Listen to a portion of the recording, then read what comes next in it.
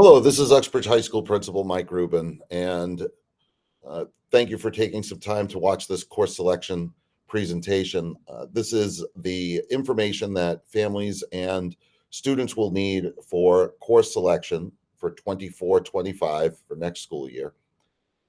And I am hopeful that the format of this, where we provide this as an on-demand video rather than an evening at the school for students in the current grade 8, 9, 10, and 11, will be helpful, with the understanding that you can always reach out to anybody on our administration, our staff, or our counseling team in particular with questions about the course selection process. Some of the individuals who are going to be helpful are the people named here. These are your department leaders.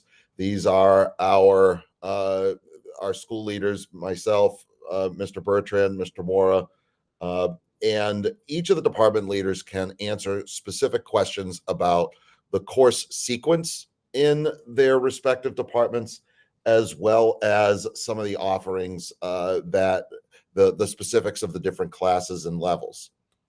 But the real go-to for the scheduling process for students are the school counselors.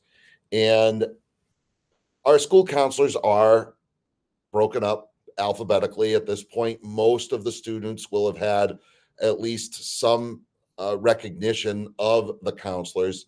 And as you have specific questions regarding not just individual course recommendations, but how those individual course recommendations fit into a broader plan for each student, the school counselor will be your primary go-to. As students are making their way through, and this is perhaps more significant for students who are currently in our grade 8, we have a number of graduation requirements. And these are the current graduation requirements for our students. There are procedures for some students to have these requirements adjusted and waived. And as you look at some of those areas, such as the arts, the art requirement can be satisfied any of a number of ways, either performing arts, fine arts, or the technical arts. English, math, science, social studies requirements, those are in terms of years. So a student does need 4 full years of English, 4 full years of math, 3 full years of science, 3 full years of social studies. And most of our students are scheduled into this on a fairly consistent basis.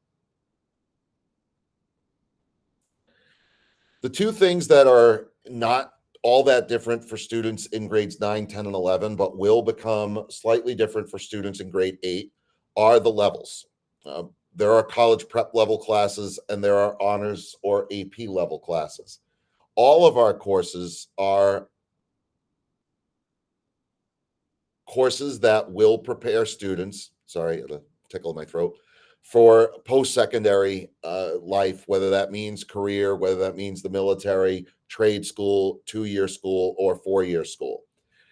There is no harm in only exploring honors level classes in certain disciplines. There is no harm in not taking any honors classes. There's no harm in taking all honors levels classes. I will say that when you work with the counselor on each individual program, that the level of the honors level classes here are more rigorous. AP classes do require a higher degree of independence. And so we do ask that families and students make considerations for not only what kind of effort and academic skill a student may have within a discipline or interest, but also how that fits into their broader demands around their lives. We do find that sometimes there are students who have a lot of responsibilities outside of school that maybe we don't know about. Yes, we know of our student athletes and our students who are involved in things like DECA or Mending Spartan Minds or student council or yearbook or any of our clubs and activities.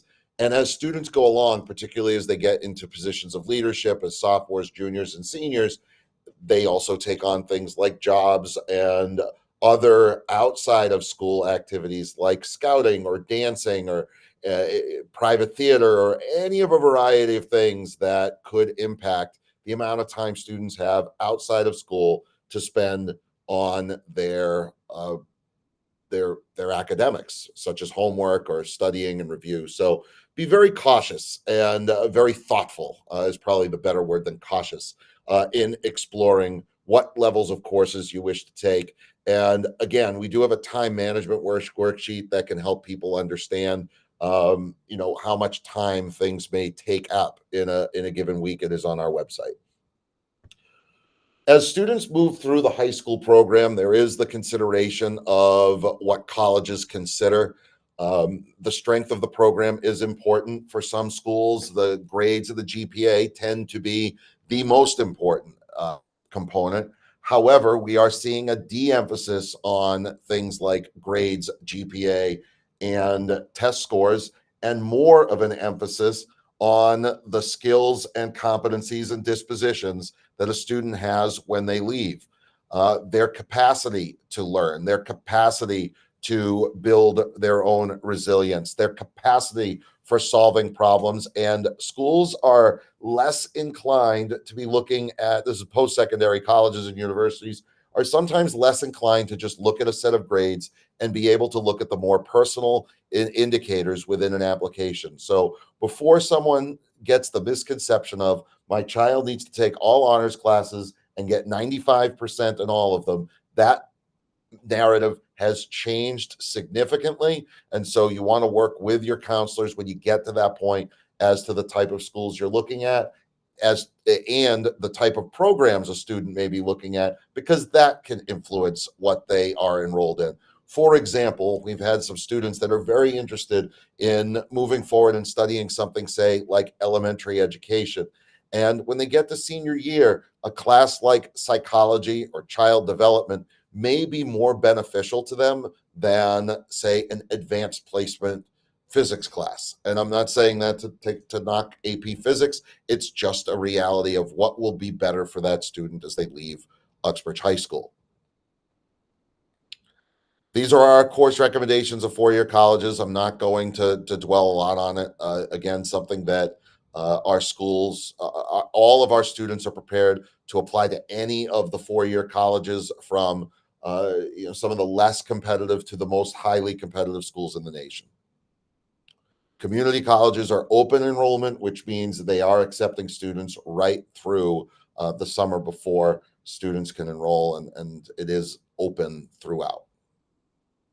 There are opportunities through the community college here at the school. There are also opportunities at the community college through mass transfer to take your 2-year program and use that to bolster a potential 4-year program of study. We've had a number of our alums meet a great deal of success in that avenue.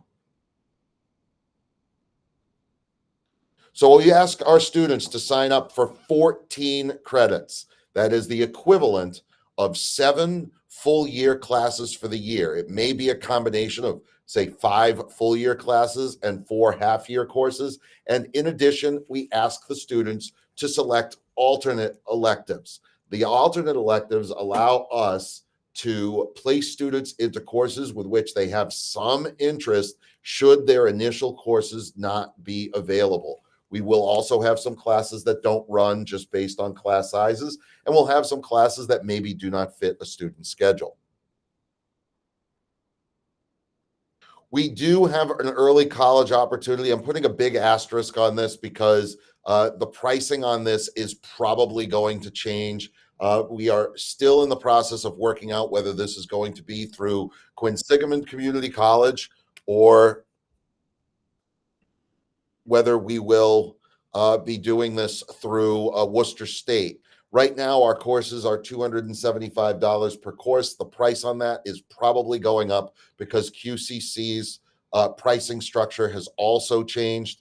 But when the students do earn an early college class and they pass that early college class, the student earns 3 college credits that we have seen transfer any of a variety of colleges, and they do transfer to all of the Massachusetts state colleges and universities, all of the state colleges and universities in New England, and we have also seen them transferring out of state and to private schools.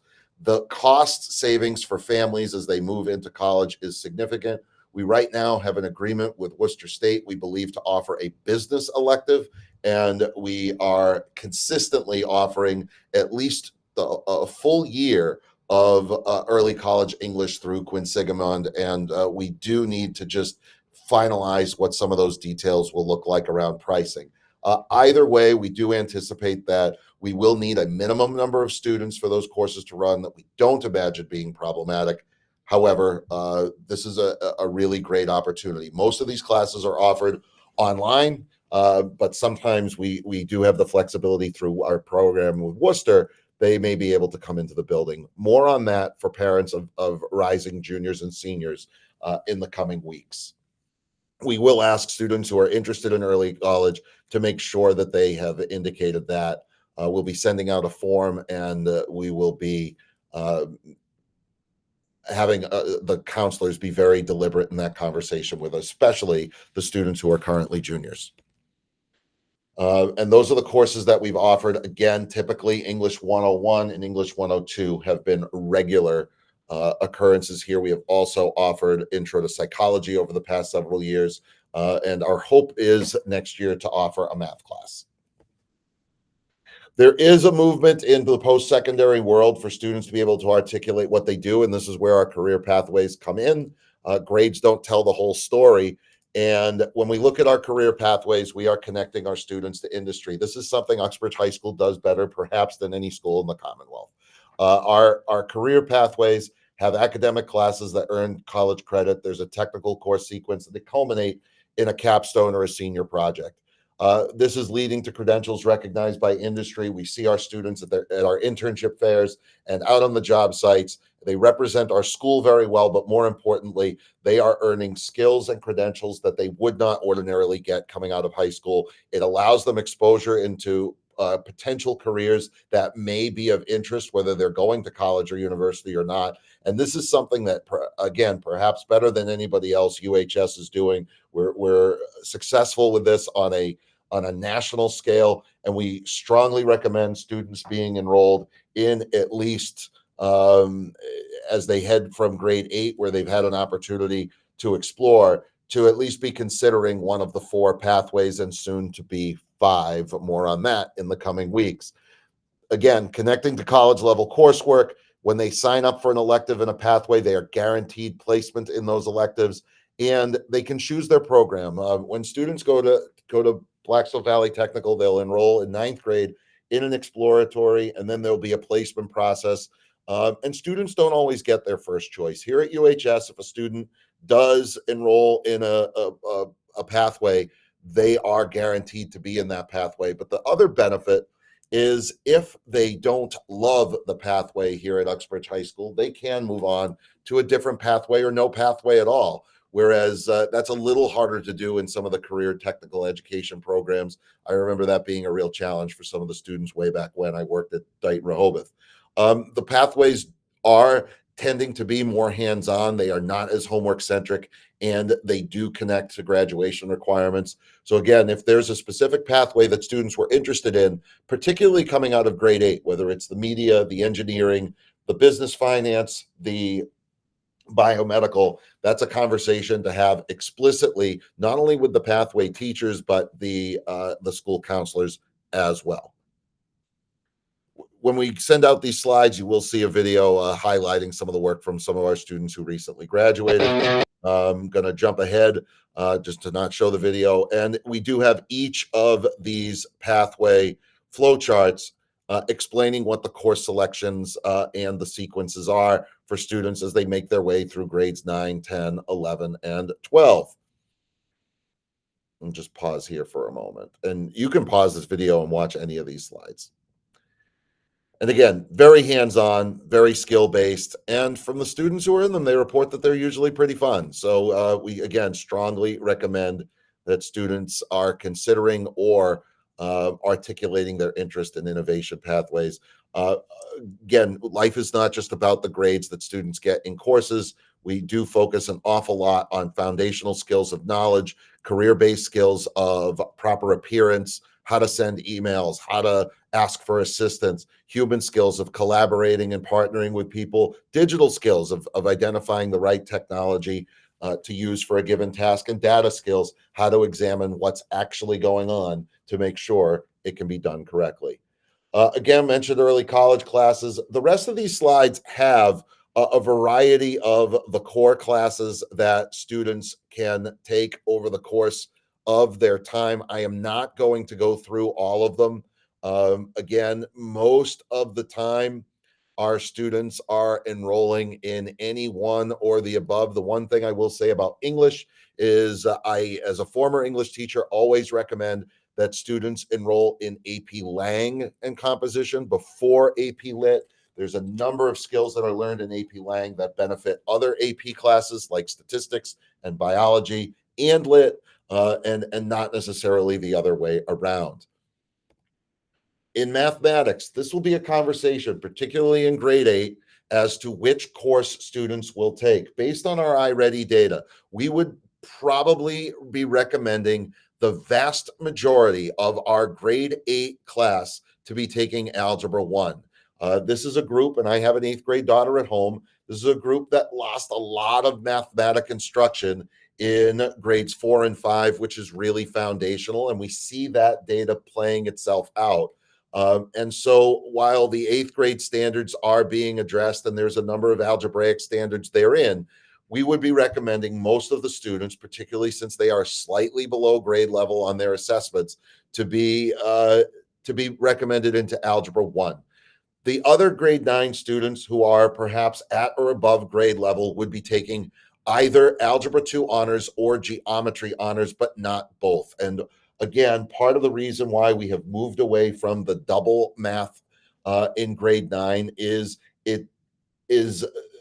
there are some real lacks of foundational skills that we are finding students have, and it is locking them out of other courses that students are interested in. So again, it'll be a conversation with the counselor that students who are in grade 8 in particular will be enrolling into grade 9 Algebra 1, with a few students taking Algebra 2 honors. The other courses after Algebra 1, there is a possibility of then in grade 10 doubling. But doubling Algebra 2 and geometry in grade 9 has tended to not be as successful of late, particularly since physics is also a grade 9 class. You'll see in a moment, and that is very math centric. So we really don't want students to be consuming about half of their schedule with only mathematical based classes. It doesn't really support the whole child, and we're seeing that feedback from our counselors quite a bit. As students move along, after Algebra 1, they usually go into geometry and then Algebra 2 if it's a year-by-year sequence. And then as seniors, they have some options to either take college math or statistics. On the flip side, students that start with Algebra 2 will move to pre-calculus, and then eventually to calculus and potentially Calc 2 as seniors. Again, that will be a very, very small number in both our grade 8 and 9 classes this year that we would think will move that way. And for other students, taking college math, taking statistics, or taking AP statistics makes far more sense given their post-secondary plan than taking calculus, but that is something to discuss with the school counselor. All of our 9th grade students take physics. Most of our sophomores, grade 10 students, will take biology.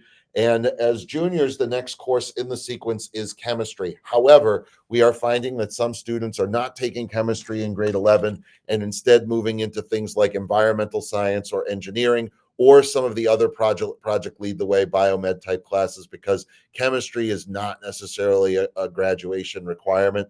Physics is the class where 9th grade students will take MCAS. And if they do not meet success at the end of the year on the grade 9 MCAS, they can take the grade 10 MCAS in biology.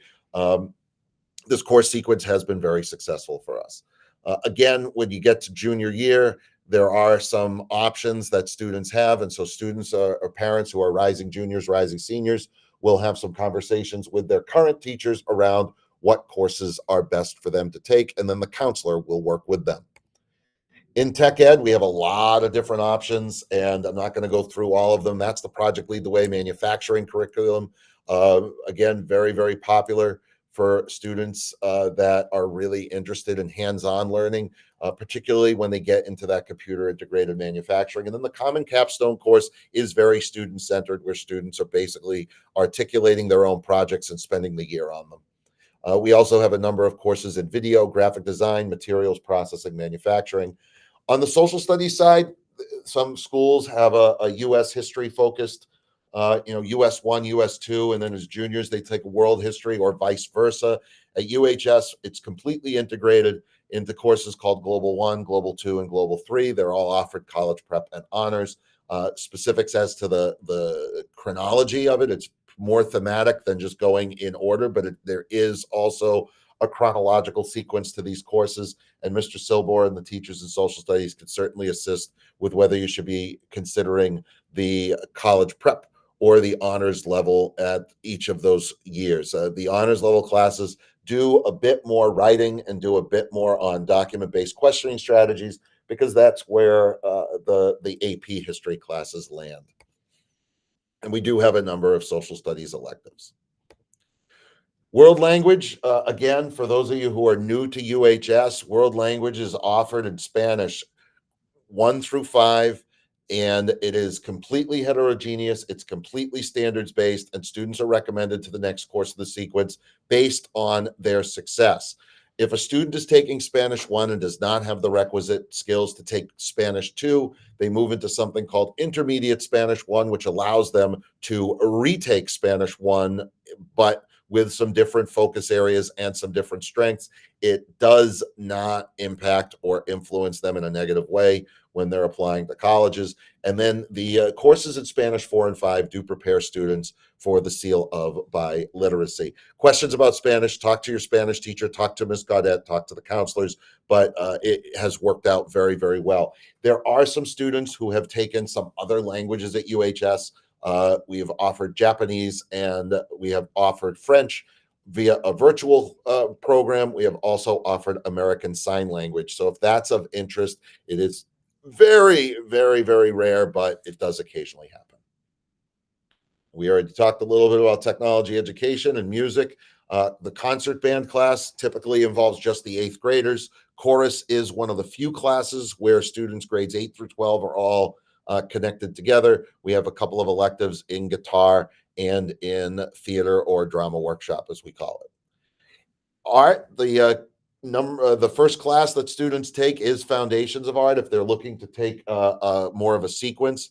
And you can see these classes also intersect with tech ed because graphic design sort of falls into both areas. Drawing and painting and ceramics are both offered with 1 and 2. So there is a sequence where students who are interested in art can take more of a sequence. Art Zero, the last class down at the bottom, is really an art class for students who just want an exposure to art, but aren't necessarily sure what it's all about and don't want the pressure of having to be critiqued. It is, again, an art class for non-artists. And then in family, consumer science, and business, we have a number of options. Typically, the first course that people take is Intro to Business or Intro to Foods and Nutrition. They work their way all the way through. Hospitality management merges the two into a business model where the students are literally creating their own cafe and restaurant, all the way down through a business model, marketing, the pricing of items, and the preparation. There are a lot of different courses that are not necessarily needed to be taken in sequence, but Intro to Foods does have to come first. Advanced Food has to come second before a student can take hospitality management. And the same thing, before a student takes marketing, money management, or entrepreneurship, he or she should have taken Intro to Business. This is where we stand right now with wellness. Not going to spend a ton of time on this because our wellness classes are in the process of being revised. However, the requirement is 1 per year. All of our 9th graders are enrolled into first year health and wellness, which combines some of the physical and more health-based classroom standards. The health curriculum standards have changed from the state this year. There is a upper class health class that most students will take in grade 11. Some students will try and take it in grade 10. And then there are a few who don't fit it into grade 11 that take it in grade 12. And again, from a physical education class standpoint, we do ask that unless there's no way around it, that students are not repeating the same course over and over again, so they don't take team sports year after year after year. We would like them to get a broader experience in physical education. We do have some online course opportunities. If there's something you don't see in our program of studies, but it's of interest, we work with our counselors on that. And for internships, Mr. Mora will be reaching out to all of the juniors. He'll be having an assembly with them and sending home some information. Here is our course selection timeline. Here we are in early March having our quote unquote parent meeting. Late March, we'll be meeting with grade 7, and then middle of March, students and teachers will be reviewing their recommendations and entering course requests into our database. The teachers are making recommendations, and they will sign off physically on a course selection sheet. After course selection requests are set, we will make some determinations on what classes are not running. We will meet with students who may have to adjust their course requests, and we will address anything that might look like a challenge for next year. For a student, I should say June 2024, if a student wants to enroll, let's say in, I'll just use a nice easy one like Global 2, and is not currently passing Global 1, right now they will make the recommendation for the course that student is going. That was a bad example. If a student wants to take Spanish 3, and right now the student is recommended to take Spanish 2 again, or is not being recommended for Spanish 3, but they meet that requirement later in the year, we'll have our counselors looking at that as well. But for the most part, teachers are going to be making recommendations in the here and now for what they best believe will be the right class for a student next year. If you have questions, specific course recommendations, or a student is interested in a specific class and the teacher is recommending a different course, contact the teacher. There is an override process. We are telling the teachers to maintain fidelity and integrity with their requests, and not necessarily to change it because a parent or a student comes in and says, I think I want to take the honors class. If this teacher believes it should be a college prep class, we're going to have them keep that college prep class in play. And we're doing that because if you do override and it's not successful, we want to make sure that there's some accountability there. If you have questions about certain electives, if you have certain courses or the difference between certain courses, contact the department leaders, the counselors, or anybody in our administration. And if you have specifics of the overall program for an individual student, that is the counselor. The math teacher is not necessarily going to know what the history teacher is recommending. The history teacher isn't going to know what the English teacher is recommending. And if they all recommend a student for honors and you're feeling like that is going to be too much for your student, or vice versa, that you'd like to take a stretch, and make sure you go through your child's school counselor. Any questions can go to any of these people, including me, including Mr. Bertrand, and including Mr. Mora, particularly on the internship front. But again, if you have any questions, there will be a link coming up in a second that has the website with all of this. Some of these questions that come up, if there's a difference from the portal and what was recommended, go to the counselor. If you want to make changes to the course list that is being posted from the students' recommendations, contact the counselor. And if a class is not running or it doesn't fit, the counselor will contact you. There's the link to all of the FAQs and answers. This will be emailed with this presentation. We hope this was helpful. I know it's a ton of information. Again, questions can come to any of us. Thanks for tuning into this. I really appreciate it. We look forward to supporting your kids and getting them ready for next school year. Thank you again. Bye-bye now.